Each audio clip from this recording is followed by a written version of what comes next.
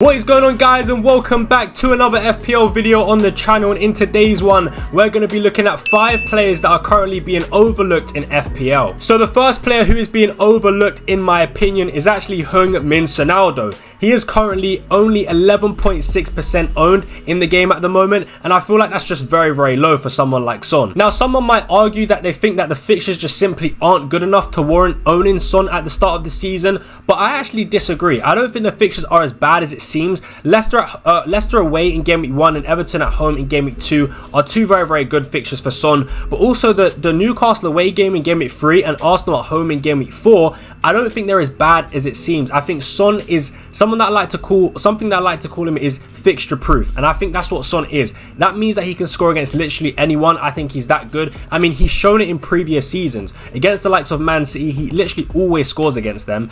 He scores against the likes of Arsenal. He scores against Liverpool usually.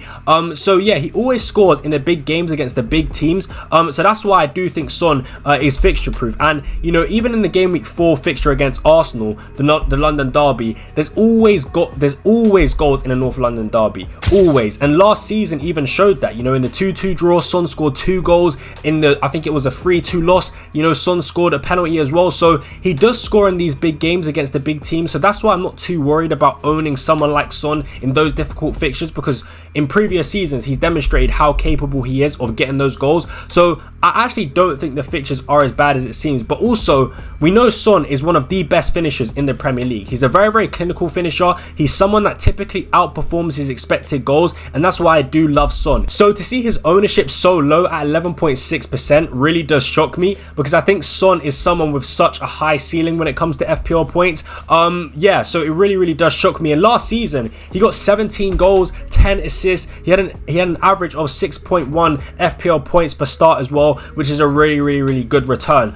So for me, I'm very shocked to see Son that low owned. I do think he's slightly going under the radar, but nonetheless, man, I think he's a great FPL option. So the next player that I think is going slightly under the radar is actually Marcus Rashford. At the time of recording, he's currently only 7.1% owned, and I think that's very low for a player like Rashford. He has shown in previous seasons that he can be a prolific goal scorer in the Premier League, and I think that if he can find his goal scoring form again, then he really could be a great value pick at 7 million. I think the fixtures are good to start the season. He's got Fulham at home in game week 1, Brighton away in game week 2. Yes, a tough fixture against Liverpool at home in game week 3, but then it's Southampton away in game week 4. And for me, Rashford has also shown, just like Son, Rashford has shown that he can score in the big games. He scored against the likes of Liverpool in previous seasons. He usually scores against Man City. He scores against Spurs. In fact, against the top 6, Rashford does actually have a really good goal scoring record. So I think if Rashford can actually find his feet and find his form at 7 million, he could really make a mockery of that price. Now, some people may argue that Manchester United could have another terrible season, and some people may argue that Marcus Rashford is at, you know, the risk of being dropped. You know, will he even start ahead of someone like Garnacho? Well, in my opinion, I think definitely to start the season, I feel like Rashford will be ahead of Garnacho, and that's because he actually didn't go to the Euros. He was with the club. He's been with the club since day 1 of pre-season, whereas Garnacho went to the Copa America, and he's not at the time of recording, he's not actually returned back with the squad yet. So the season does start in a couple of weeks, and I feel like Rashford will be the starting left winger because he's been given a big break, a big rest during the summer. So yeah, I think Rashford will be the starting winger, and if he can find his feet again, I think he could actually make a mockery of that 7 million price. I really do think he's going slightly under the radar and has got such high potential to start the season well, because I think the fixtures are actually really good. 3 out of the 4 fixtures are actually pretty good. So for me, I definitely think Rashford is someone to keep an eye on. So the next player who I think is being slightly overlooked is actually Leon Bailey. He is coming in at the price of 6.5 million, and currently at the time of recording, he's only 4.6% owned, and I actually do think that's pretty low for someone like Leon Bailey's quality. Now,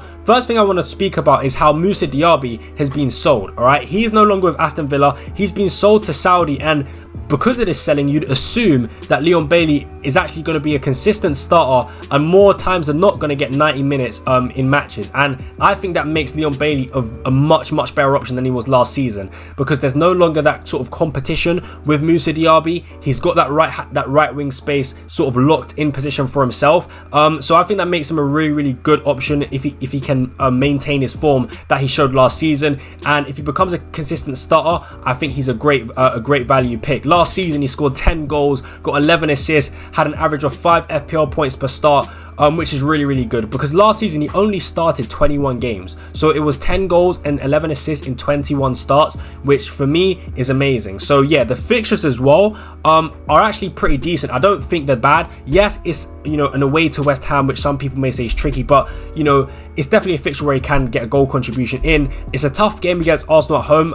Definitely a tough fixture there. But then after that, it's Leicester away, Everton at home, and then I think it's Wolves as well. So yeah, some really good fixtures there for Leon Bailey. And again, at the price of 6.5 million, I think it's a really good option to have to start the season with, in my opinion. Now, some people might argue, due to Aston Villa being in the Champions League, they might not perform as such to a high standard as they did last season because of like fatigue and just the extra matches that they have to play in general. But the Champions League doesn't start till around halfway through September, so until then I think Leon Bailey remains a really good and solid pick. And then once Aston Villa do play their games in the Champions League, we can sort of look and analyze their performances to see if there has been a drop off with their level of performance. So until then, I would say Leon Bailey is still a solid option. And then if Aston Villa do drop off after playing some Champions League games, then yeah, obviously you can get rid of Leon Bailey. But yeah, I think, you know, he's going really under the radar, only 4.6% ownership. We know he's going to get consistent minutes. So for me,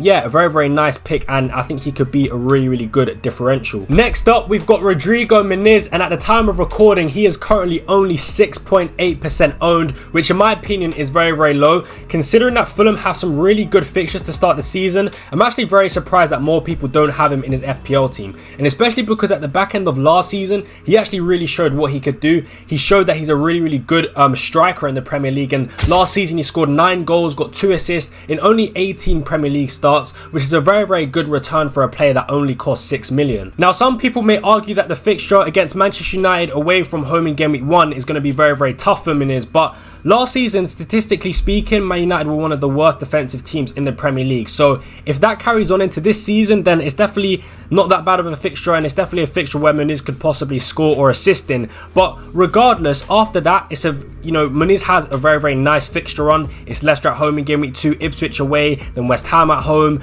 and then Newcastle at home. So some really good fixtures there for Fulham, and the underlying data for Muniz was very good last season. So again, if that also keeps up this season, then I think Muniz to start the season could be a really good pick at just the price of 6 million. And then once again, a really nice differential. So definitely someone to consider in my opinion, but let's move on to the next one. So the last player who I think is currently being overlooked in FPL at the moment is actually Dominic Szoboszlai. He is currently at the price, he's currently at the price of 6.5 million, and currently at the time of recording, he is only owned by 2.7% of people within the FPL community. Now, some of you may be wondering why on earth I've gone for Szoboszlai. Last season, he didn't really get a lot of goals and assists. However, under this new system that Liverpool will be playing, and under the new management with Onslaught, I feel like there is potential there with Dominic Szoboszlai. Onslaught's going to be playing a 4-2-3-1 formation, and he has officially said that he wants Dominic Szoboszlai to be playing in that number 10 role, as well as Harvey Elliott. But I think Szoboszlai will be starting ahead of Harvey Elliott. So if Szoboszlai's going to be playing in a number 10 role in that Liverpool system, then I think he's got such high potential. He's going to be in the box a lot more. He's going to be playing directly right behind the striker, so you'd expect his goals tally and his assist tally to go up a huge amount, because previously he was playing a little bit deeper, playing as a number 8. So yeah, like I said, I think if he's going to be playing in that number 10 role, he's a much better option, and definitely someone with high potential for points. Also, the fixtures for Liverpool are really good to start the season. They've got some of the best fixtures to start the season. They've got Ipswich away in game week 1. They've got Brentford at home in game week 2. Yes, a tough fixture against Man United because, you know, it's a derby.